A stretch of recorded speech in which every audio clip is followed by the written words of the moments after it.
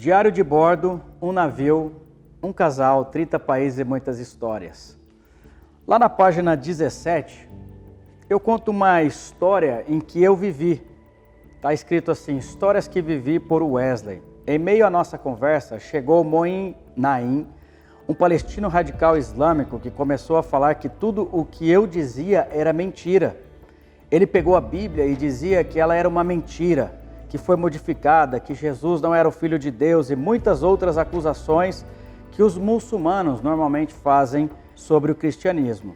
E aí eu continuo contando essa história porque eu não vou contar toda para ela, mas eu vou falar um pouco do meu sentimento sobre o que aconteceu naquele dia.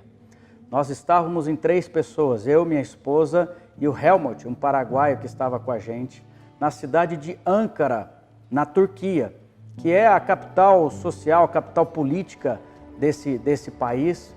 E nós estávamos na maior universidade técnica do Oriente Médio. Eram mais de 150 mil alunos. E nós estávamos ali para vender livros, que era um dos projetos do navio. Ficamos por 2 semanas nessa cidade.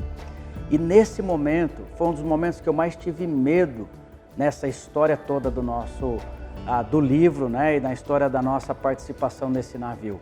Porque ali várias pessoas começaram a olhar para a gente e, de certa forma, com um olhar de acusação de que a gente estava ali para falar de uma outra religião no qual era proibido. E a gente sabia que aquilo poderia causar para a gente um problema de, quem sabe, ser preso, de ser levado para algum outro lugar para interrogatório e ter consequências mais graves. E naquele momento eu comecei a orar e pedir a Deus que desse sabedoria, que desse instrução e que a gente pudesse passar por aquele momento sem maiores consequências.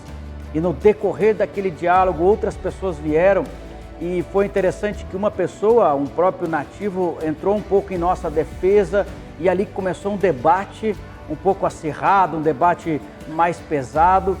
E graças a Deus, né? Depois de alguns minutos, de algum tempo, a gente começou a conversar de uma forma mais civilizada, aquele medo foi passando e no final da história, você pode conferir nas histórias que eu vivi no livro Diário de Bordo.